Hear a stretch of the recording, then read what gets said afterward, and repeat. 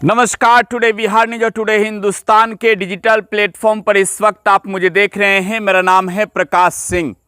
बात करेंगे बिहार में आगामी वर्ष 2025 में होने वाले विधानसभा चुनाव में नए सियासी दल के एंट्री की। जी हां, बिहार में आरजेडी तो है ही, जेडीयू तो है ही, बिहार में बीजेपी तो है ही, बिहार में एलजेपी भी है, बिहार में लेफ्ट भी है और बिहार में हम भी है। लेकिन बिहार में एक ऐसे राजनीतिक दल की एंट्री होने जा रही है जिस दल ने टेंशन नीतीश कुमार की भी बढ़ाई है, जिस दल ने टेंशन तेजस्वी यादव की भी बढ़ाई है। और ऐसे में चर्चा ये चल रहा है कि आखिरकार मकसद क्या है। क्या भाजपा के बी टीम या फिर बिहार में एक तरीके से कहें तो जनता के सामने नया विकल्प, बिहार में आरजेडी को कमजोर करने की मंशा, या फिर बिहार में सत्ता पर काबिज होने की सोच। आज इन तमाम विषयों पर चर्चा करेंगे और आपको बताएंगे कि बिहार में जिस नए सियासी दल की एंट्री हो रही है आखिर उस पर बवाल क्यों मचा है। देखिए, बात करेंगे जनसुराज की। आपको मालूम है जनसुराज के बारे में।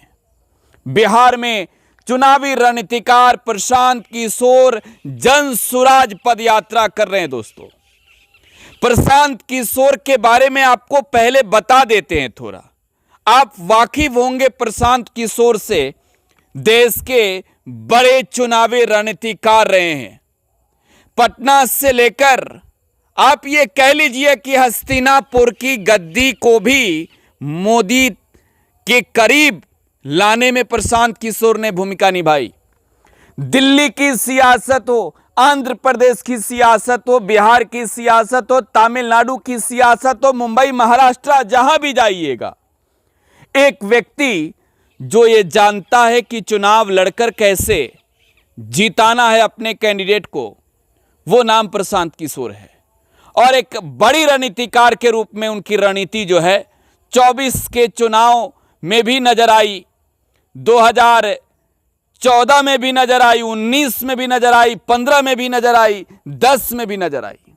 लेकिन क्या वो अब प्रशांत किशोर से प्रशांत पांडे बन चुके हैं? जी हां, तो इन तमाम चीजों पर चर्चा करेंगे। देखिए, आपने बिहार में सत्ता में आरजेडी को देखा है, बिहार की सत्ता में आपने जेडीयू को देखा है, बिहार की सत्ता में शामिल भाजपा को भी देखा है, आप कहिए तो रामविलास पासवान की पार्टी को भी देखा है। लेकिन 243 सीटों पर होने वाले चुनाव में, 2025 के चुनाव में, जब आप जनसुराज की एंट्री देखेंगे, जब आप प्रशांत किशोर की एंट्री देखेंगे, तो आप कहेंगे कि यह बंदा आखिर किस रणनीति पर चल रहा है। प्रशांत किशोर जो दूसरे के लिए रणनीति बनाते थे, प्रशांत किशोर जो दूसरों को चुनाव लड़ाकर जिताते थे, वो प्रशांत किशोर बिहार में पार्टी लॉन्च करेंगे अक्टूबर महीने में। देखिए, तारीख भी तय हो चुकी है और यह तारीख है 2 अक्टूबर की, गांधी जयंती की।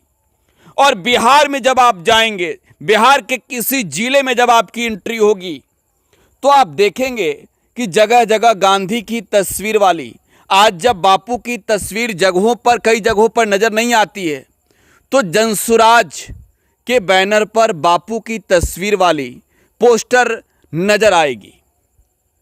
प्रशांत किशोर जब शुरुआत करते हैं अपने पदयात्रा की, तो बिहार के सियासी दलों में घमासान मचती है। हालांकि कोई इस चीज को तब नहीं भांप पाता जब प्रशांत किशोर ने जनसुराज पदयात्रा की शुरुआत की थी कि यात्रा कहां तक जाएगी। कोई ये कहता कि ये तो चलता रहता है, यात्राएं होते रहती है। लेकिन आज प्रशांत किशोर की चर्चा हो रही है, प्रशांत किशोर के नाम पर बवाल हो रहे हैं, प्रशांत किशोर के साथ तस्वीर खिंचवाने पर नेताओं को हटाया जा रहा है। तो सबसे पहले अब एक एक बिंदु पर बताते हैं कि ये प्रशांत किशोर क्या जो अपनी पार्टी लॉन्च करेंगे वो बिहार में बीजेपी के बी टीम के रूप में काम करेगी। देखिए, बिहार में आरजेडी एक बड़ी पार्टी है और आरजेडी के कई नेताओं की तस्वीर जो है वो प्रशांत किशोर के साथ नजर आ चुकी है। कई ऐसे लेटर भी आरजेडी के सामने आ चुके हैं जिसमें इस बात का जिक्र किया गया है कि ये प्रशांत किशोर अब प्रशांत पांडे हैं, भाजपा के बी टीम के रूप में काम कर रहे हैं। इनकी मंशा है कि बिहार में बीजेपी के माइंडेड लोग हैं और भाजपा की सरकार बना दें। आरजेडी के कई नेताओं को निलंबित किया गया। देखिए, एक इंटरव्यू में, हालिया दिए गए एक इंटरव्यू में प्रशांत किशोर ने कहा है कि हां, मैं प्रशांत पांडे हूं, मेरे टाइटल में पांडे लगा है तो आप मुझे पांडे कह सकते हैं। लेकिन प्रशांत किशोर ये कहते हैं कि ये कहने वाले कौन लोग हैं? जगदानंद सिंह, राजद के प्रदेश अध्यक्ष प्रशांत किशोर कहते हैं कि मैं उन्हें नहीं जानता क्या, कि जगदानंद सिंह कौन है, उनकी राजनीतिक हैसियत क्या है, वो क्या कुछ कर पाते हैं। और अगर आपको लगता है कि मैं प्रशांत पांडे हूं तो मैं प्रशांत पांडे हूं। लेकिन बीजेपी के बी टीम के सवाल पर देखिए, प्रशांत किशोर कहते हैं कि बिहार में 243 में से एक सीट कम भी नहीं होगा। मतलब यह कि 242 सीट भी नहीं, 243 का मतलब 243 सीट पर चुनाव लड़ेंगे और चुनाव लड़कर जीतेंगे भी। बिहार की सत्ता में एंट्री भी मारेंगे और बिहार में बदलाव भी करेंगे। दूसरा सवाल यह है कि क्या आरजेडी को कमजोर करने के लिए प्रशांत किशोर पदयात्रा कर रहे हैं? यह सवाल इस वजह से उठ रहे हैं कि प्रशांत किशोर के साथ आरजेडी नेताओं की तस्वीर आ रही है। इससे भी बड़ी बात यह है कि प्रशांत किशोर जो पदयात्रा पर निकले हैं, उस पदयात्रा के दौरान प्रशांत किशोर ने यह ऐलान करके भी कह दिया कि जनसुराज पार्टी बिहार में 70 मुसलमानों को टिकट देगी। अब ये मुसलमान किस समीकरण के हैं, जरा ये समझिए। बिहार की राजनीति में अगर देखें तो लालू प्रसाद यादव और उनकी पार्टी जिस समीकरण के आधार पर सत्ता में आई है, सत्ता में आते रही है, उस समीकरण को MY समीकरण कहा जाता है। M for Muslim, Y for Yadav, यानी कि मुस्लिम और यादव जिनकी आबादी बिहार में बहुत बड़ी है। यादव बिहार में जब जाति आधारित गणना हुई तो सबसे बड़ी जाति बनकर उभरा और इन दो जाति के लोग लालू यादव के कैडर वोटर हैं, लालू यादव के एक इशारे पर चलने वाले लोग हैं। प्रशांत किशोर सेंधमारी कर रहे हैं मुसलमानों में, प्रशांत किशोर सेंधमारी कर रहे हैं यादवों में। एक इंटरव्यू प्रशांत किशोर ने टुडे बिहार न्यूज को दिया था और हमारे साथ इंटरव्यू में प्रशांत किशोर ने, जब हमने सवाल पूछे थे कि किस दल से कितने नेता आपके पास आ रहे हैं, तो उसी वक्त प्रशांत किशोर ने यह कह दिया था कि बिहार में जिस दल की राजनीतिक हैसियत जितनी बड़ी होगी, उस दल से उतने ज्यादा लोग टूट कर आएंगे। और बिहार में अगर देखी जाए 2020 के चुनाव हुए तो बिहार में आरजेडी सबसे बड़ी पार्टी बनी। मतलब प्रशांत किशोर का कहने का यह था कि तेजस्वी यादव की तो बेचैनी बढ़ा दूंगा और सबसे ज्यादा लोग उन्हीं के दल के टूटेंगे। देखिए, भाजपा, भारतीय जनता पार्टी का कोई नेता बिहार में प्रशांत किशोर पर कुछ ज्यादा उछलकर नहीं बोल रहा है और इस वजह से ये सवाल उठ रहे हैं। लेकिन प्रशांत कुमार पांडे भी वो कहे जाते हैं।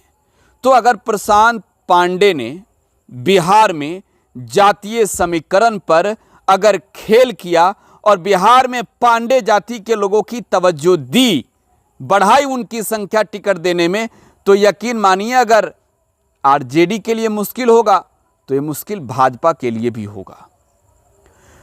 उससे भी बड़ी बात यह है कि प्रशांत किशोर अब कारवां को आगे लेकर चल रहे हैं और उनका कारवां बहुत आगे बढ़ चुका है।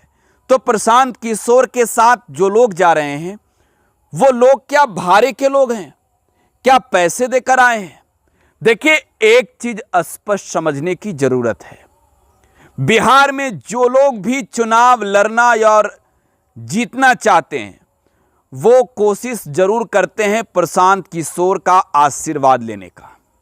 आशीर्वाद की बात मैं इस वजह से कह रहा हूं कि प्रशांत किशोर देश में वर्तमान मौजूदा समय में इकलौते ऐसे चेहरे हैं जिनकी राजनीतिक रणनीति काम आती है।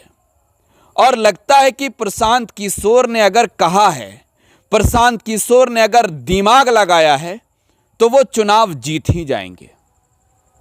बिहार में जो लोग भी प्रशांत किशोर के साथ जुड़ रहे हैं वो इकलौते नहीं जुड़ रहे हैं। लक्ष्य है सामने 2025 में चुनाव लड़ने का, इसलिए लोगों की भीड़ लेकर चल रहे हैं। और भीड़ के बीच प्रशांत किशोर कहते हैं कि आप अपना वोट प्रशांत किशोर को नहीं दीजिए, आपसे वोट मांगने नहीं आया हूं। प्रशांत किशोर जब ये कह रहे हैं कि भाई वोट मांगने नहीं आया हूं, और वो कह भी रहे हैं कि पार्टी बनाऊंगा, और ये तय भी हो चुका है कि पार्टी बनेगी कब, तो कर क्या रहे हैं? देखिए, प्रशांत किशोर कह रहे हैं कि अपना वोट अपने बच्चों के नाम पर दीजिए, बेहतर शिक्षा के लिए दीजिए, पलायन रोकने के लिए दीजिए। महिलाओं की भीड़ दिख रही है तो प्रशांत किशोर कह रहे हैं कि आपका पति, आपका बेटा बाहर कमाने ना जाए, उसको बिहार में ही नौकरी मिले, रोजगार मिले, इसलिए वोट दीजिए। आप इस मुद्दे पर वोट दीजिए, और वो मुद्दा जनसुराज लेकर आ रही है। तो ये कारवां बहुत आगे बढ़ चुका है। अब तेजस्वी यादव ने एक इंटरव्यू में प्रशांत किशोर को लेकर कहा है कि भाई पार्टियां तो बनते रहती है, अनगिनत पार्टियां हैं रजिस्ट्रेशन जिनकी हुई है, और इससे कोई फर्क नहीं पड़ता कि कौन आ रहा है कौन नहीं आ रहा है। तेजस्वी यादव हालांकि इस चीज को भांप रहे हैं कि प्रशांत किशोर जैसे व्यक्ति अगर चुनावी अखाड़े में उतरेंगे तो माहौल तो बनेगा ही ना अलग। लड़ाई तो त्रिकोणीय हो गई है। यह तय हो गया है कि एनडीए बना महागठबंधन ही नहीं है, बिहार में एनडीए बना महागठबंधन बनाम जनसुराज है।